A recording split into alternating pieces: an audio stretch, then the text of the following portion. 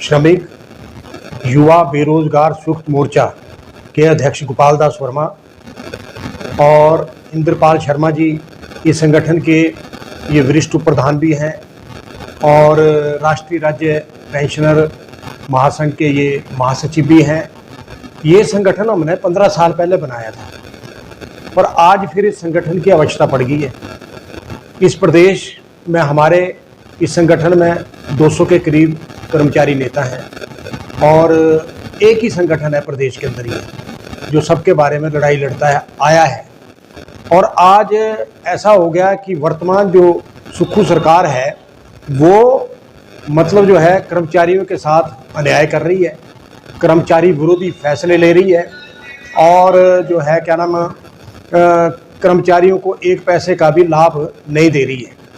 तो हमने ये फैसला किया, सरकार को अल्टीमेटम दे दिया चीफ सेक्रेटरी को लिख करके कल कि 15 अगस्त से पहले हमारी जितनी भी पेंडिंग डिमांड है उसको आप लागू करें और चाहे एरियर है, चाहे 12% डीए है, चाहे पंजाब पे स्केलों का जो एरियर है और जो भी है यानी रिवर्समेंट का पैसा है और जो 2016 से 2022 तक जो पेंशनों को देना है वो सारे उसमें चाहे वो कोई भी मतलब उसमें भत्ते हैं जो भी है। तो इसलिए सरकार को अल्टीमेटम दिया गया, अगर 15 अगस्त तक जो है ये मांगे लागू नहीं होंगी तो 16 अगस्त को जो है प्रदेश के भीतर संघर्ष का ऐलान कर दिया जाएगा। और कोई रास्ता रहा नहीं अब, क्योंकि सुखविंदर सुक्खू तो सुनते हैं नहीं है। इन 18 महीनों में भी प्रदेश के जो दर्जनों संगठन है किसी को वार्ता के लिए नहीं बुलाया। अराजपत्री कर्मचारी महासंघ में तो अब कई धड़े बन गए हैं तो उनको तो किसको बुलाएगा। ये वही हाल पेंशनों का भी है, उसमें भी कई धड़े बन गए हैं। तो मतलब ये है सुखविंदर सुक्खू जी कुछ अक्ल की दवा खाओ, आप कुछ सोचो इस प्रदेश के कर्मचारी और पेंशनों के बारे में। हमारे संगठनों को वार्ता के लिए बुलाइए और वार्ता करें आप, और वार्ता से इसका ही समाधान निकलेगा, अदरवाइज इसका समाधान कोई निकलने वाला नहीं है। प्रदेश के जो कर्मचारी हैं, पेंशनर हैं, युवा बेरोजगार है, वो लोग कह रहे हैं, मुझे हजारों फोन लोग रोज आते हैं, रोज डेली। वो कहते हैं भी इनको सड़कों पे उतरो, संघर्ष करो और इस सरकार को लंबा पाओ। और ये हिमाचल प्रदेश के कर्मचारी का इतिहास है, हमने 70 का संघर्ष लड़ा, 80 का लड़ा, 90 का लड़ा। हमारे को संघर्ष कोई मतलब ये नहीं कि मार को सीखना पड़ेगा। संघर्ष कई प्रकार के होते हैं, जरूरी नहीं कि सड़कों पे उतरना है या हड़ताल ही करनी है। तो इसलिए ऐसा है कि आपको मैं ये कह रहा हूं, बार बार मैंने आपको ये कहा है कि कर्मचारियों की जो देनदारियां हैं उनको तुरंत आप लागू करें। आप खुद तो ऐश कर रहे हैं, आप सरकार का जो पैसा है वो मिसयूज कर रहे हैं आप हैं। दर्जनों ओएसडी बना दिए आपने, दर्जनों वाइस चेयरमैन बना दिए, उनको जो है मतलब कैबिनेट रैंक दे दिया। लूट पड़ी है, लूटा रहे हैं आप पैसा 2.5, 3, 4 लाख रुपए। तो मेरा कहने का मतलब आपसे ये है सर कि आपको अभी 15 अगस्त से पहले जो है ये आपको ऐलान करना पड़ेगा, कर्मचारियों के बारे में सोचना पड़ेगा। अगर आप नहीं सोचेंगे तो आप तो ये कह रहे हैं कि हम तो 440 पहुंच गए, 40 पहुंच गए, 40 पहुंच गए, पर 4 पर भी हम ही ले आएंगे आपको। इलेक्शन चाहे अभी हो, इलेक्शन चाहे बाद में हो, आप 4 सीटों पे सुकड़ाएंगे आपको। 4 से 5वीं सीट नहीं आने देंगे पूरे प्रदेश में। और हम प्रदेश में घूम रहे हैं, लोगों से संपर्क कर रहे हैं, कोई आपके फेवर में नहीं है, कोई भी आपके फेवर में नहीं है। इसलिए फेवर में नहीं है कि आपने सत्यानाश कर दिया स्टेट का। अभी जो है 28,100 करोड़ आपने कर्जा ले लिया, वो डाला कहाँ आपने कर्जा? श्वेत पत्र जारी करे आप उस पर, किसको दिया वो पैसा आपने? महिलाओं को वो ठग दिया आपने। इन बाई इलेक्शन थे, जो 3 बाई इलेक्शन थे विधानसभा के, आपने कहीं 4500 बांट दिए, कहीं 1500 बांट दिए, वो भी नीचे कांगड़ा ऊना में ही। और आप देखिए कि अब वो बंद हो गया। वो तो बंद होना ही है, क्योंकि वो तो आपने तो दाना डालना था, बच्चों डाल दिया दाना और आपने वोट हासिल कर लिए। उसके बाद आपने जब ये आपने चुनाव जीत लिए तो आपने 125 यूनिट का जो भारतीय जनता पार्टी की जयराम सरकार ने वो तोहफा प्रदेश के लोगों को दिया था, वो आपने छीन लिया है नहीं। और उसके बावजूद आप इस बात को देखिए कि मतलब आप ये कह रहे हैं कि मतलब अब ये ट्रांसपोर्ट में भी किराया बढ़ने वाला है। इसके अलावा जो है जो कर्मचारियों को जो 50% जो है पेंशन मिलती है वो आप 30% करने वाले, वही फाइल पुटअप हो गई है। तो ये जो आप कर रहे हैं ना, ये कुछ ठीक नहीं कर रहे हैं और ये आपके लिए सेहत के लिए अच्छा नहीं रहेगा।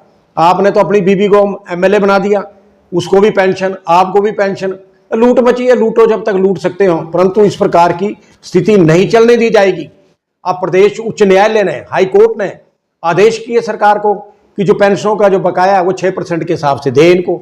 आप तो हाई कोर्ट के आदेश को नहीं मान रहे, तो किसके आदेश को मानेंगे आप? मुझे इस बात को बताइए, आप ये बताना होगा आपको। और अभी 6 CPS का फैसला भी आने वाला है। शांति रखिए, वो भी मुझे लगता है भगवान करेगा आपके खिलाफ ही जाएगा, क्योंकि आपके सारे जो फैसले हैं वो सारे गलत होने जा रहे हैं। और हमारे अंदर जब तक जान है, हम प्रदेश के कर्मचारियों के लिए, पेंशनों के लिए लड़ेंगे और जीतेंगे। इसमें दो राय कोई नहीं है, मैं जो आपसे कह रहा हूं। और बड़ा तजुर्बा है मुझे बड़ा भारी तजुर्बा है, आपसे भी ज्यादा तजुर्बा है। आप तो मेरे सामने बच्चे थे। और बात यह है कि अब ये जो है हेरा फेरी नहीं चलने दी जाएगी, बिल्कुल नहीं चलने दी जाएगी, चाहे जो मर्जी होगा। हमारे को भूख हड़ताल पे बैठना पड़ेगा, हम बैठेंगे भूख हड़ताल पे, और कर्मचारियों को जो प्रदेश के पेंशन है इनको न्याय दिलाएंगे। आप ये बार बार कहते हैं कि पूर्व मुख्यमंत्री जयराम ठाकुर ने कुछ नहीं किया प्रदेश के लिए। अरे उसने 5 साल ठीक काम किया।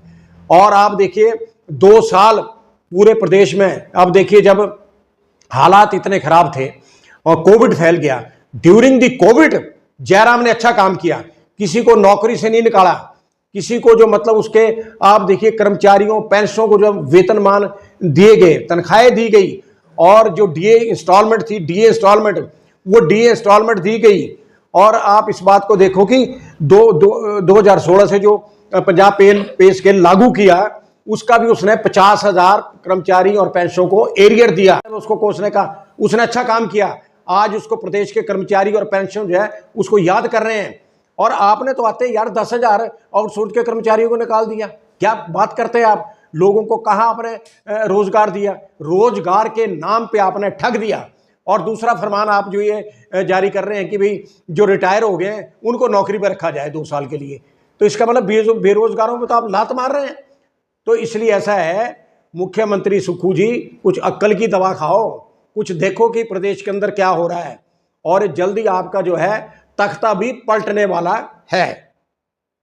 प्रदेश का महामंत्री हूँ।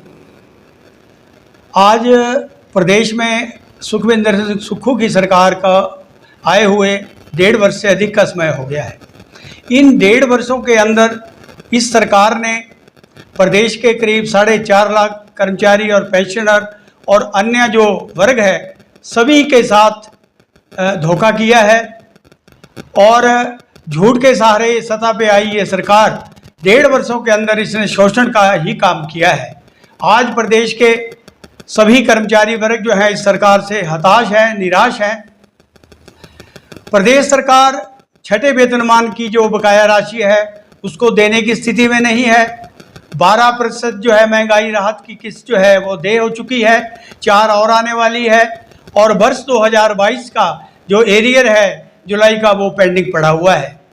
इसको लेकर के भारतीय राज्य पेंशन महासंघ जो हमारा है प्रदेश में, हमारी 6 यूनियनें हमारे साथ एफिलेटेड हैं, जो अन्य सहयोगी संगठन है हमारे, जिसमें हिमाचल पेंशनर्स फेडरेशन और इसके अलावा सचिवालय से जो सेवानिवृत्त कर्मचारी हैं उनका संगठन, और प्रदेश में विद्युत सर्व कर्मचारी जो संगठन है, और इसके अलावा हिमाचल पथ परिवहन निगम कर्मचारी कल्याण मंच और समस्या समाधान मंच, ये 6 हमारे पार्टनर जो सहयोगी हैं। इनको लेकर के हमने पिछले दिनों से हम लगातार सरकार को आगाह करते रहे, उनसे मांग करते रहे कि सरकार जो है हमारे देय राशि है उसका भुगतान करे, लेकिन सरकार ने अभी तक इसके बारे में कुछ नहीं किया। इसको लेकर के हमारे महासंघ के द्वारा, अन्य सहयोगियों के द्वारा बार बार संघर्ष का रास्ते अपनाने के लिए सरकार ये मजबूर कर रही है। इसको लेकर के हमने जिला स्तर पे, प्रदेश स्तर पे धरने के आयोजन किए, सरकार को लिखा, लेकिन इस सरकार ने जो है कोई बात हमारी स्वीकार नहीं मानी है। अब समय आ गया है कि प्रदेश के जो कर्मचारी हैं, चाहे वो अन्य कोई भी वर्ग है, आज एकजुट हो रहा है प्रदेश में, क्योंकि अपनी मांगों को मनवाने के लिए केवल मात्र हमारे पास एक ही रास्ता बचा है और कि हम संघर्ष के राह पे जाएं।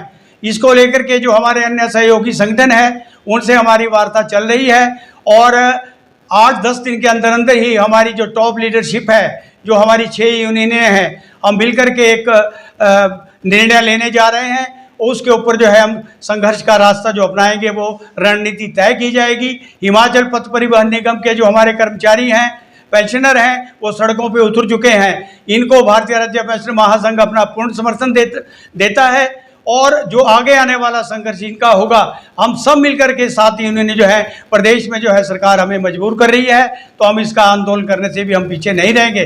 तो मैं एक बार फिर पुनः आपके माध्यम से सरकार को आग्रह भी करना चाहता हूं और चेतावनी भी देना चाहता हूं कि सरकार समय रहते हमारी जो मांगे हैं इनको समय पे पूरा करे, अन्यथा जो आने वाला समय है उसके लिए सरकार जिम्मेवार होगी। सरकार ये भूल में ना रहे कि हम वृद्ध हो चुके हैं, संघर्ष नहीं कर सकते। प्रदेश के हमारे करीब 2 लाख जो संख्या है आज पेंशनरों की है, हमारे सारे जितने भी धड़े हैं उनसे भी मेरा आग्रह है कि अपनी एकता का परिचय देते हुए अपने अधिकारों की रक्षा के लिए आगे आए, अन्यथा ये वो दिन दूर नहीं जो हमारी प्रदेश की सरकार है, ये जो हमें अभी भी मिल रहा है इसको भी ये डीफ्रीज कर सकती है। इसको हम कभी होने नहीं देंगे। हमने बहुत संघर्ष किए हैं, आगे भी करेंगे। तो सरकार समय रहते जो है इसको उचित कार्रवाई करके समाधान करे, अन्यथा जो हमारे प्रदेश के पेंशनर हैं हम मजबूर होंगे सड़कों पर उतरने के लिए। यही मैं आपके माध्यम से कहना चाहता हूँ। धन्यवाद।